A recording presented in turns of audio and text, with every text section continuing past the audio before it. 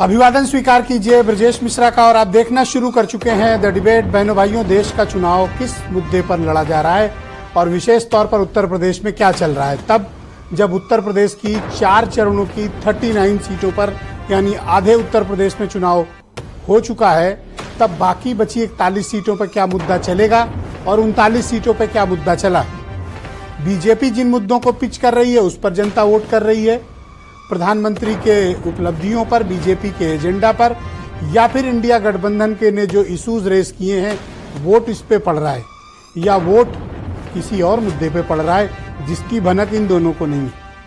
बहनों भाइयों, आज चर्चा का मुख्य विषय ये है कि चुनाव में चल क्या रहा है, कौन सा मुद्दा चल रहा है। आज चर्चा इसी विषय पर। बहनों भाइयों, उत्तर प्रदेश का चुनाव बहुत ही इंटरेस्टिंग हो गया है और बहुत ही ऐसे मोड़ पर पहुंच गया है जहां पर किसी को भी ये असेस कर पाने में बड़ी कठिनाई महसूस हो रही है, किसी भी सेफोलॉजिस्ट में, किसी भी राजनीतिक विशेषज्ञ में, कि चुनाव में आखिर चल क्या रहा है। मैं आपसे भी पूछना चाहता हूं और आप भी कमेंट बॉक्स में लिखिए, फेसबुक पर, ट्विटर, यूट्यूब, जहां पर भी ये चैनल लाइव देख पा रहे हैं, और बताइए कि जनता क्या चाहती है, पब्लिक के मन में बहनों भाइयों क्या चल रहा है, ये पता चलना चाहिए। अब 2 हिस्सों में पूरी इस डिबेट को हम आयोजित करते हैं और आपके समक्ष वो मैं मुद्दे प्रस्तुत करता हूं, फिर इस डिबेट को हम बढ़ाएंगे। बीजेपी जिन विषय पर चुनाव लड़ रही है वो क्या विषय हैं? वो मुसलमान का मुद्दा है, वो मंदिर का मुद्दा है, मस्जिद का मुद्दा है, पाकिस्तान का मुद्दा है, धार्मिक आधार पर बंटवारे का मुद्दा है, प्लस प्रधानमंत्री के 10 साल के कामकाज, उनकी उपलब्धियां और उनकी लाभार्थियों की स्कीम्स। हिंदुत्व का भी मुद्दा उनके पास है, लेकिन वो स्लाइटर मोड पे है। बाकी मुद्दे उन्होंने बहुत हाई पिच पे खेल रखे हैं और उनके पास प्रधानमंत्री का एक चेहरा है जिसकी स्वीकार्यता जिनकी पूरे देश में है। ये मुद्दे हैं भारतीय जनता पार्टी के।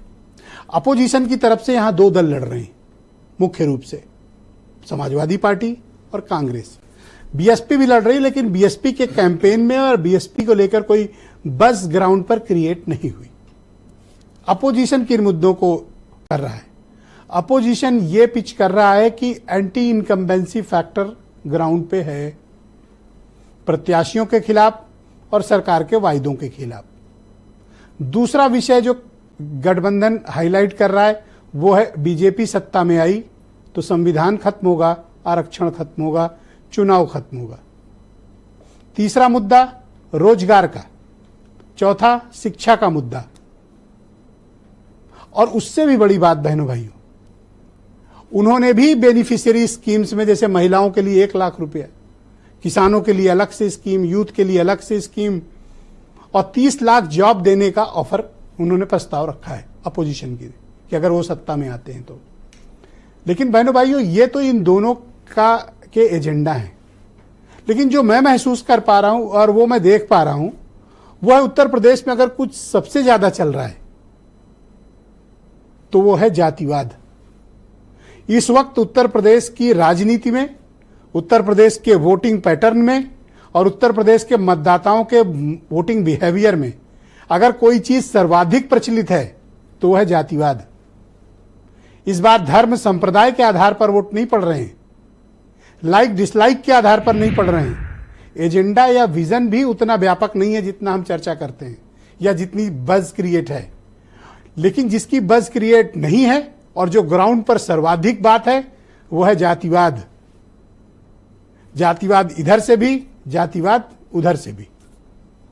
जिस जाति का प्रत्याशी है उस जाति के लोग उसको वोट बहुसंख्यक कर रहे हैं, उस कम्युनिटी के मेजॉरिटी वोट उसको पड़ रहे हैं, चाहे वो बीजेपी का हो, चाहे कांग्रेस का हो, या फिर समाजवादी पार्टी का। जातिवाद ने उत्तर प्रदेश की कहानी और स्क्रिप्ट पॉलिटिकली चेंज कर रखी है। इस नब्ज को महसूस किया राजनेताओं ने तीसरे चरण में, और चौथे में तो वो व्यापक दिखा। घनघोर जातिवाद, मतदाता जाति देखकर अधिकांश वोट कर रहा है। ऐसा भी नहीं कि सब वोट कर रहा है, लेकिन बहनों भाइयों, एक फ्लोटिंग वोट होता है जो किसी भी राजनीतिक दल को या तो जिताता है या हराता है। बेस वोट सबके पास होते हैं, कोई ऐसा नहीं जिसके पास बेस वोट ना हो। सबकी गाड़ी स्टार्ट 40 की स्पीड से होगी, किसी की 30 से होगी, किसी की 50 से होती है। लेकिन ये जो कैटालिसिस का काम करते हैं ये जातिवाद के आधार पर बट रहे हैं। एक कम्युनिटी जो बगल की सीट पर बीजेपी को वोट कर रही होती है, अगली सीट पर अगर उसके कम्युनिटी का वोटर है तो वो वहां चला जा रहा है। और ऐसे कई उदाहरण हैं जिनका भी हम आज डिबेट में जिक्र करेंगे। उत्तर प्रदेश का मतदाता क्या चाहता है? क्या भारतीय जनता पार्टी को तीसरी बार पूरी ताकत के साथ अधिकांश सीटें बीजेपी रिटेन करने में कामयाब होगी, यानी 2019 की परफॉर्मेंस को वो दोहरा पाएंगे, या फिर इंडिया गठबंधन इस बार हावी होकर चुनाव लड़ रहा है? परिणाम क्या निकलेंगे? और जो कुछ भी इन दिनों आप बदलाव देख रहे हैं या माहौल में थोड़ा एक अलग विचार देख रहे हैं, ये विचार कोई बहुत लंबे वक्त का नहीं है। 19 अप्रैल मुझे याद है जब पहले चरण का चुनाव हुआ था, अभी महीना भी नहीं बीता। अगर हम कैलकुलेट इसको 1 महीने भी कर लें तो इस 1 महीने की राजनीतिक हवा में जो तब्दीलियां आई हैं वो भी साफ साफ दिख रही। लेकिन भारतीय जनता पार्टी की ताकत, इसको फिलहाल चुनौती देने में विपक्ष को भी पसीने आ गए। और आज जब वाराणसी में प्रधानमंत्री ने अपना नॉमिनेशन किया और कल जब प्राइम मिनिस्टर नरेंद्र मोदी की वाराणसी में रोड शो निकला, अपार भीड़ थी। तो गठबंधन के लिए हवा बना रहे लोगों को कल पूर्वांचल में झटका लगा। प्रधानमंत्री की इतनी बड़े रोड शो को देखकर लोगों के विचार बदले कि पूर्वांचल में अभी भी मोदी की का करिश्मा और लहर चल रही है। लेकिन क्या 5वां चरण, अब जो चुनाव आ रहा है बहनों भाइयों, वो अवध क्षेत्र की तरफ आ रहा है, बुंदेलखंड की तरफ आ रहा है। अब चल रहा है चुनाव ईस्ट यूपी की तरफ। और ये बड़ी घनघोर पॉलिटिकल बैटल फील्ड है, आसान नहीं है। ये बहुत टफ पॉलिटिकल बैटल फील्ड रही है किसी के लिए भी। और सत्तारूढ़ दलों को तो चुनौती देना पूर्वांचल के मतदाताओं के स्वभाव का हिस्सा है। वो आदतन बागी लोग हैं, या आदतन जिसे पसंद करते हैं उसे बहुत लंबे वक्त तक अपना कर रखते हैं। उदाहरण के लिए समाजवादी पार्टी और बीएसपी भी है, और अब बीजेपी भी है 2014 से। तो इस बार पूर्वांचल और अवध ने क्या तय किया है, बुंदेलखंड ने क्या तय किया है? बुंदेलखंड का खास जिक्र मैं इसलिए करूंगा क्योंकि आज राहुल गांधी और अखिलेश यादव की ज्वाइंट सभा हुई झांसी में। बड़ा ह्यूज सपोर्ट उन्हें वहां होता हुआ दिखा। क्या बुंदेलखंड कोई परिवर्तन मांग रहा है या बीजेपी रिपीट होगी? उधर 3 सीटें हैं, 4।